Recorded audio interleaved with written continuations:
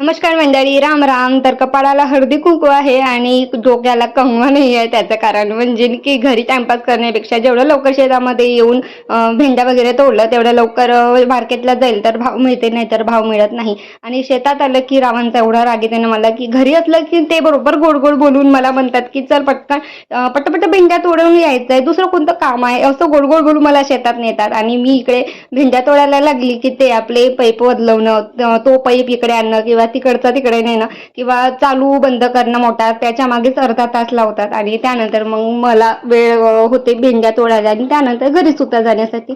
तर आज काही कामावर जायचं नव्हतं, तर इकडे मम्मीकडे छान असा बारीक बारीक बुंदा गाळणं होतं आणि तिने मला आवर्जून बोलावलं होतं. कशासाठी? तर बुंदा एकटीने गाळून बघ.